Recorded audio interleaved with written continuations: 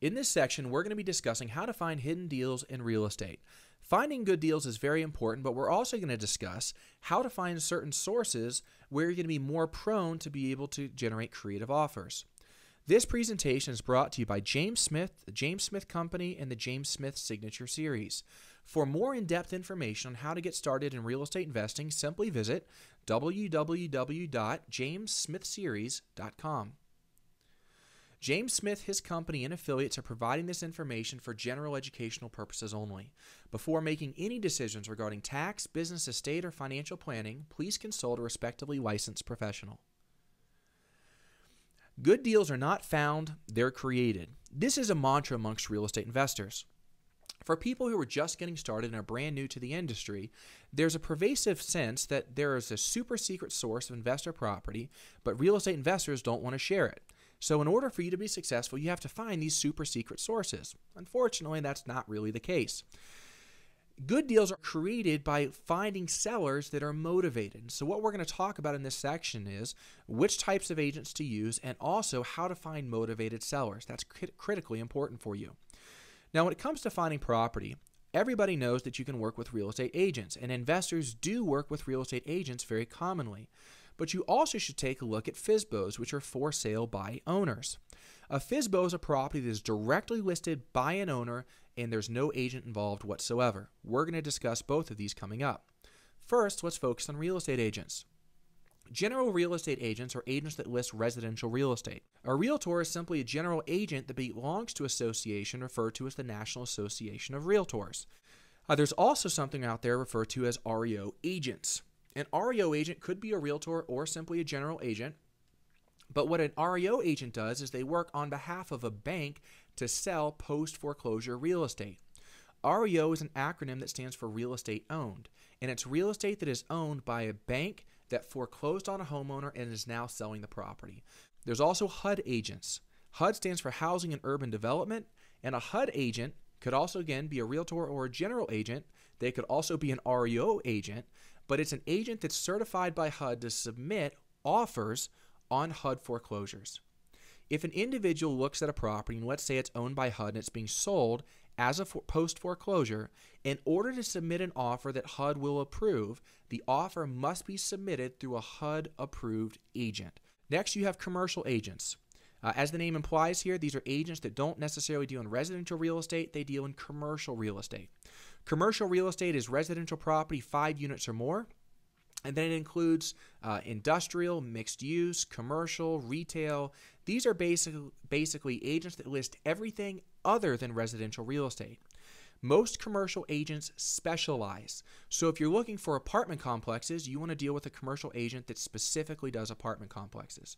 If you're looking for office space, find a commercial agent that specifically does office space. Now, commercial agents can get additional training and additional certifications.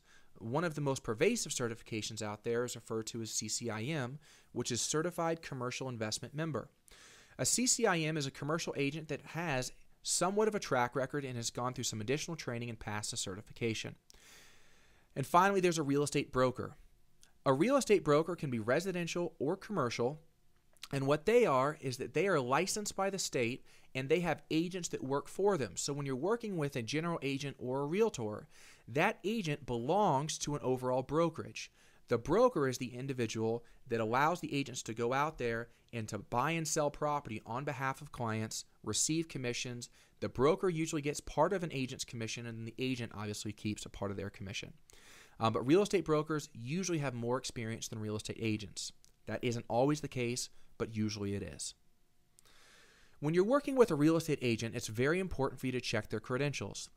Agents are gauged by their performance. When you're looking for real estate agents, you might want to ask an office and a broker, do you have any agents that were in the top 10% last year or any agents that were in the top 5% last year? If you get an agent that's ranked in the top 5 to 10%, it's very likely that they are going to be an agent that will work for you, that they're very aggressive, and they're doing the types of things that you're going to need them to do. Now, one of the biggest mistakes that individuals make when they're first working with agents is they tell an agent, hey, find me a good deal. Well, a good deal is really quite relative. For one individual, a good deal might be a $500,000 property. In another area, a good deal might be a $100,000 property. So you want to be as specific as possible.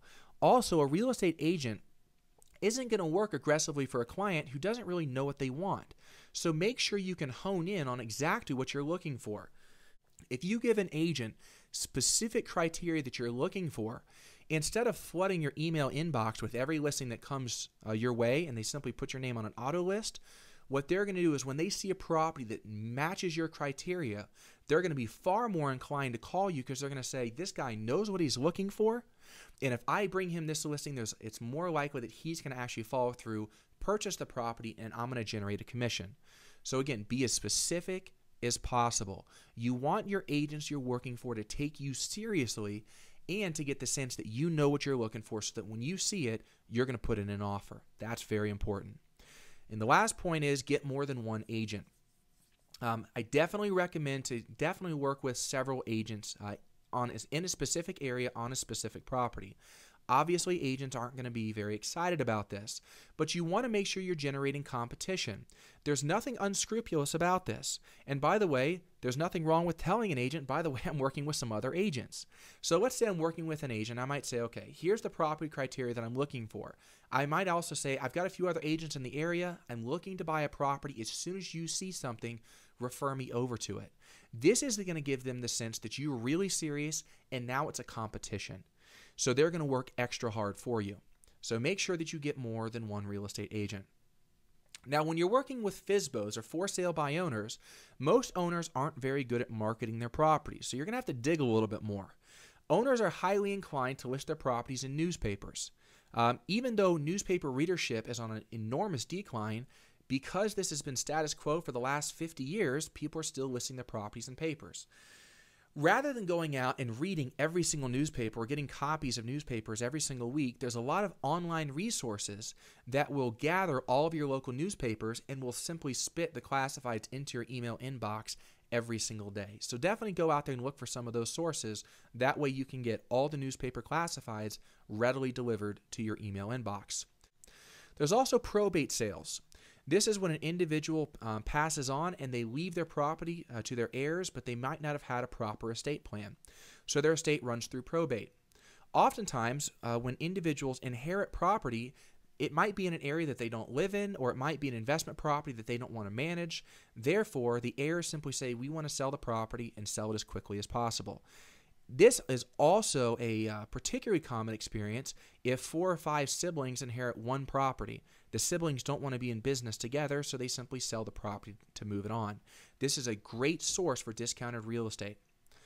Driving neighborhoods. This is an old method. If you're looking for a property in a specific neighborhood or a specific area, make sure that you drive that neighborhood regularly and you're looking for signs just like the one that's visible on the screen, for sale by owner. The final way is to place signs out that says you're looking to buy real estate. So you might say, I buy houses, or I buy ugly houses, or I'm looking to buy properties in this neighborhood, and you simply put your phone number and email on it. Placing signs nearby can help you find individuals who might be looking to sell their property, but haven't yet gone through the motions of putting sign or listing it out. So placing signs nearby can be a valuable way. Finally, what types of terms or what are we looking for when we look at ads out there that are going to drive us to a motivated seller? Well, certain terms might be must sell, all offers considered, lease option, will finance, death, divorce, illness, inherited. If you ever see any of these phrases embedded in a for sale by owner listing or even in an agent listing, this usually means that the seller is highly, highly motivated. Now, if they have a mortgage and their mortgage is very high and their property is upside down, they may not be able to reduce the price. However, they might offer some type of financing, and they may bring cash to closing. There's a lot of different creative offers that can be generated, but the big key is to recognize the phrases in an ad that might imply that that seller is going to be motivated. So again, must sell, all offers considered, lease option, will finance, death, divorce, illness, or inherited, all indicators of a motivating seller. For more useful information on how to get started as a real estate investor, please be sure to visit jamessmithseries.com.